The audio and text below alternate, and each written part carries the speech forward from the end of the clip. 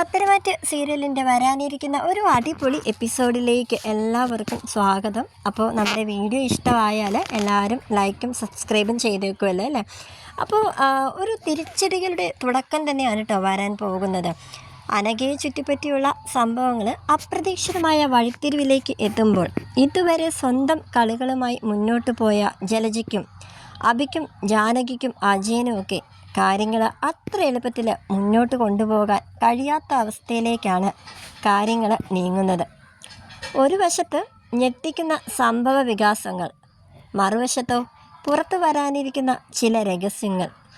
അപ്പോൾ ഇനി നമ്മൾ കാണാൻ പോകുന്ന എപ്പിസോഡുകൾ വളരെ ത്രില്ലിംഗ് ആയിട്ടുള്ളതാണ്.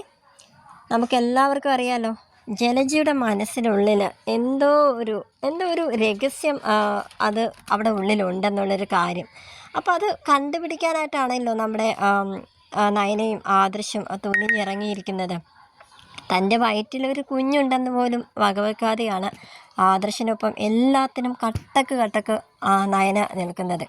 അതിന് നമ്മുടെ മുത്തശ്ശൻ്റെയും മുത്തശ്ശിയുടെയും വക നയനക്ക് ആദർശനും വഴക്ക് വരെ കേട്ടിട്ടുള്ളതാണ്. കാരണം എന്തിനാണ് നാഗേന്ദ്രൻ്റെ പുറകെ ഇങ്ങനെ ചുറ്റിപ്പറ്റി നടക്കുന്നത്? നിങ്ങൾക്ക് വേറെ ജോലിയൊന്നുമില്ല. അവനെ പണ്ടേ ഈ കുടുംബത്തിൽ നിന്നും ഇറക്കി വിട്ടതാണ്. നയനമോളുടെ വയറ്റിലൊരു കുഞ്ഞുള്ളതാണ്. അപ്പോൾ ആ കുഞ്ഞിൻ്റെ ആരോഗ്യമൊക്കെ നീ നോക്കണം എന്നൊക്കെ പറഞ്ഞ് അങ്ങനെ പല രീതിയിൽ വിലക്കിയിട്ടുള്ളതാണ് നയനയും ആദർശിനെയും. നയനയും പണ്ട് എന്തുകൊണ്ടാണ് നാഗേന്ദ്രനെ അനന്തപുരം തറവാട്ടിൽ നിന്നും ഇറക്കി വിട്ടതെന്നറിയാനായിട്ട് ഒരുപാട് ആളുകളോട് അന്വേഷിച്ചു. പക്ഷേ വ്യക്തമായ മറുപടി ആരിൽ നിന്ന് ഇതുവരെ കിട്ടിയിട്ടില്ല. അങ്ങനെ ഒടുവിൽ നയന തന്നെ ഒരു വഴി കണ്ടെത്തുകയാണ്. നമുക്ക് ആരെയും കാത്തു നിൽക്കേണ്ട ആവശ്യം ഇല്ല ആദർശേട്ടാ. നമ്മൾ ഒരുപാട് അന്വേഷിച്ചു, പലരോടും അന്വേഷിച്ചിട്ടും ആരിൽ നിന്നും ഒരു വ്യക്തമായ മറുപടി നമുക്ക് ഇതുവരെ കിട്ടിയോ? എല്ലാം പരാജയം മാത്രം. നമ്മളുടെ അത്രയും സമയം പോയത് തന്നെ മിച്ചം. നാഗേന്ദ്രനോട് വിവരങ്ങൾ അന്വേഷിക്കാം. അപ്പോൾ പിന്നെ എല്ലാ സത്യങ്ങളും അറിയാലോ. അങ്ങനെ സത്യം പുറത്തു വന്നാൽ ഇതിന് പിന്നിൽ എല്ലാവരെയും നമുക്ക് തെളിവുകളോട് കൂടി തന്നെ മുത്തശ്ശൻ്റെയും മുത്തശ്ശിയുടെയും മുന്നിൽ കൊണ്ടു ചെല്ലാനാകും. പക്ഷേ ആദർശിനൊരു പേടിയുണ്ടായിരുന്നു. ഇത്രയും കാലം നമ്മളെ വെറുപ്പോടെ മാത്രം നോക്കിയ ഒരാൾ സത്യങ്ങളെല്ലാം നമ്മളോട് തുറന്നു പറയുമോ? അങ്ങനെ നാഗേന്ദ്രൻ നമ്മളോട് സംസാരിക്കാനായിട്ട് കൂട്ടാക്കുമോ? ചിലപ്പോൾ നമ്മളവിടെ ചെല്ലുമ്പോഴത്തേക്കും ഒരു ശത്രുവിനെ പോലെ ആയിരിക്കും നമ്മളെ നോക്കി കാണുന്നത്. ചിലപ്പോൾ നമ്മുടെ വായിൽ നിന്നും ഒരു വാക്ക് പോലും അദ്ദേഹം കേൾക്കാനായിട്ട് കൂട്ടാക്കിയെന്ന് വരില്ല. നമ്മളെ ചിലപ്പോൾ ഇറക്കി വിടും. നമ്മളെ കണ്ണിന് പോലും അങ്ങേർക്ക് നമ്മളെ കണ്ടുകൂടാ. അതുകൊണ്ട് തന്നെയാണല്ലോ ഇത്രയും വർഷങ്ങൾക്ക് ശേഷം അയാൾ തിരിച്ചു വന്നിട്ട് നമ്മുടെ അനന്തപുരം തറവാടിനെതിരെ അങ്ങേര് ഇത്രയും പ്രതിഷേധമുണ്ടാക്കിയത്. എന്തിന്? എൻ ജൂവലറി എന്നുള്ളൊരു പ്രസ്ഥാനം തന്നെ അങ്ങേര് ഉണ്ടാക്കിയെടുത്തത് നമ്മുടെ കുടുംബത്തിൻ്റെ നാശം കാണാൻ വേണ്ടിയിട്ടാണ്. അപ്പോൾ അതിന് മാത്രം അയാൾ അന്ന് അനുഭവിച്ചിട്ടുണ്ട്. അപ്പോൾ ഒരു കാര്യം എന്തായാലും ഉറപ്പിക്കാം, അന്ന് തെറ്റ് ചെയ്യാതെയാണ് അന്ന് അങ്ങേരെ, അതായത് നാഗേന്ദ്രനെ ഈ വീട്ടിൽ നിന്ന് മുത്തശ്ശൻ ഇറക്കി വിട്ടത്. അതിൻ്റെ വൈരാഗ്യത്തോടു കൂടെ തന്നെയാണ് ഇപ്പോൾ ഓരോന്ന് അദ്ദേഹം കാണിച്ചു കൂട്ടുന്നത്. എങ്കിലും ഒന്ന് ശ്രമിച്ചു നോക്കാം. യഥാർത്ഥ സത്യങ്ങൾ അറിയാനായിട്ട് വേറെ ഒരു മാർഗവും ഇല്ല. അങ്ങനെ ആദർശ് നമ്മുടെ നയന പറഞ്ഞതുപോലെ നാഗേന്ദ്രനെ പോയി കാണാനായിട്ട് സമ്മതിക്കുകയാണ് കേട്ടോ. സത്യങ്ങൾ വെളിച്ചത്ത് കൊണ്ടുവരാനായിട്ട് അവർ നാഗേന്ദ്രനെ പോയി കാണാനായിട്ട് ഉള്ള ഒരു വലിയൊരു തീരുമാനത്തിലേക്ക് എത്തുകയാണ് സുഹൃത്തുക്കളെ. അങ്ങനെ അവർ നാഗേന്ദ്രനെ കാണാൻ പുറപ്പെട്ടു. പക്ഷേ ആദർശും നയനയും നാഗേന്ദ്രനെ തേടി അവിടെ എത്തുമ്പോഴേക്കും കാര്യങ്ങളെല്ലാം കൈവിട്ടു പോയിരിക്കുകയാണ്. വേറൊന്നുമല്ല, അവരുടെ സത്യം കണ്ടുപിടിക്കാനുള്ള പ്രതീക്ഷകളെല്ലാം അവിടെ വെച്ച് തകർന്നടിയുകയാണ്.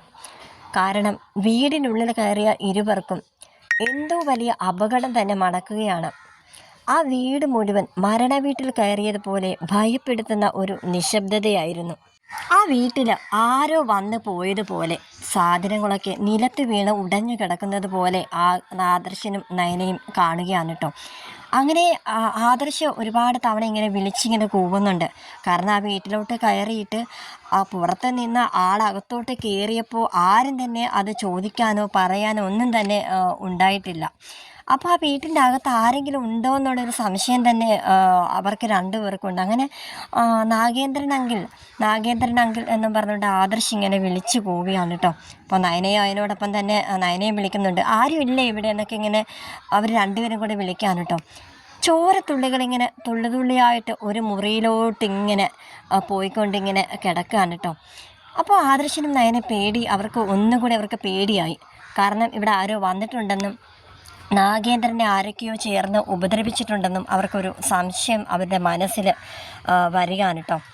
അങ്ങനെ ആദർശാണെങ്കിൽ ആ മുറിയിലോട്ട് പോവുകയാണ്. കാരണം ചോരത്തുള്ളികളിങ്ങനെ ആ മുറിയിലോട്ടായിട്ടാണ് പോയിക്കൊണ്ടിരിക്കുന്നത്. അങ്ങനെ ആദർശം നയനെ ഉറപ്പിച്ചു, ആ മുറിക്കുള്ളിൽ ആരോ ഉണ്ട്. പുറത്ത് നിന്ന് ആരോ വന്ന് നാഗേന്ദ്രനെ ഉപദ്രവിച്ചിട്ടുണ്ട്. ഇനി എങ്ങാനും ആരെങ്കിലും നാഗേന്ദ്രനെ വകവരുത്തി കാണുമോ എന്നുള്ളൊരു പേടി രണ്ടുപേർക്കും വരികയാണ് കേട്ടോ.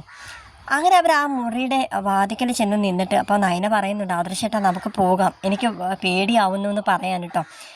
ആദർശ് എല്ലാ ധൈര്യവും സംഭരിച്ച് എന്തായാലും നമ്മൾ ഇവിടം വരെ വന്നതല്ലേ, നമുക്ക് എന്തായാലും ഈ മുറി ഒന്ന് തുറന്ന് നോക്കാമെന്ന് പറയുകയാണ്. അങ്ങനെ ആ മുറി തുറന്ന് നോക്കുമ്പോഴത്തേക്കും അവിടെ ഇങ്ങനെ കട്ടൊക്കെ ചോരകളൊക്കെ ഇങ്ങനെ കിടക്കുന്നതായിട്ടാണ് കേട്ടോ കാണുന്നത്. മുറിക്ക് പുറത്തുള്ളതിനെക്കാട്ടിയും ഒരുപാട് ചോര ഇങ്ങനെ വാർന്നിങ്ങനെ കിടക്കുകയാണ്. പക്ഷെ ആ മുറിക്കകത്ത് ആരും തന്നെ ഉണ്ടായിരുന്നില്ല. അപ്പോഴും ആദർശം മറ്റു മുറികളെല്ലാം ചെന്ന് അന്വേഷിക്കുന്നുണ്ട് കേട്ടോ. അപ്പോൾ നയന പറയുന്നുണ്ട്, ആദർശേട്ടാ നമുക്ക് ഇനി ഇവിടെ നിൽക്കണ്ട, ഇനി ഇവിടെ നിൽക്കുന്നത് അപകടമാണ്, നമുക്ക് ഇവിടെ നിന്ന് പോകാമെന്ന് പറയാൻ കേട്ടോ. അങ്ങനെ അവർ രണ്ടുപേരും പെട്ടെന്ന് തന്നെ കാറിൽ കയറി പുറപ്പെടുകയാണ്. അപ്പോൾ നയന പറയുന്നുണ്ട്, ആദർശേട്ടൻ എന്നോട് ക്ഷമിക്കണം, ഞാൻ കാരണമല്ല ആദർശേട്ടൻ ഇപ്പോൾ നാഗേന്ദ്രനെ കാണാമെന്ന് പറഞ്ഞതുകൊണ്ടല്ലേ ഇങ്ങോട്ടേക്ക് വന്നത്. ഇനി എന്തെങ്കിലും ഇന്നും പോയി നാളെ ഒരു പ്രശ്നം ഉണ്ടായാൽ അതിന് നമ്മുടെ തലയിൽ ഇരിക്കുമെന്നൊക്കെ പറയുന്നുണ്ട് കേട്ടോ.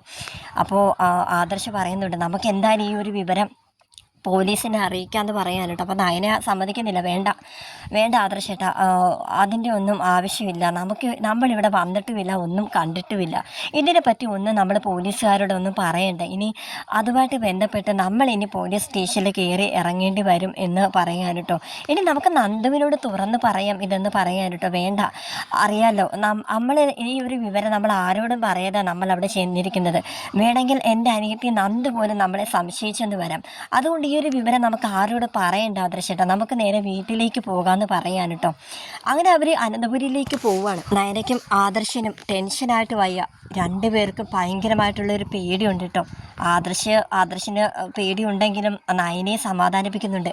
നയന നീ ഒന്ന് സമാധാനമായിട്ടിരിക്കും, ഈ ഒരു സമയത്ത് നീ അധികം ടെൻഷനൊന്നും അടിച്ചുവിടെന്ന് പറയാൻ കേട്ടോ. അപ്പോൾ നയന പറയുന്നുണ്ട്, നാഗേന്ദ്രൻ എന്ത് പറ്റിക്കാണും, എന്തായാലും അവിടെ ആരായിരിക്കും വന്നിട്ടുണ്ടാവുക, ഇനി അങ്ങനെ ആരെങ്കിലും വകവരുത്തിയിട്ട് ആരെങ്കിലും ബോഡി കൊണ്ട് പോയതാണോ, അത് പിന്നെ നമ്മുടെ ശ്രദ്ധയിൽ പെടാതിരുന്നതാണോ എന്നൊക്കെ നയന പറയാൻ കേട്ടോ.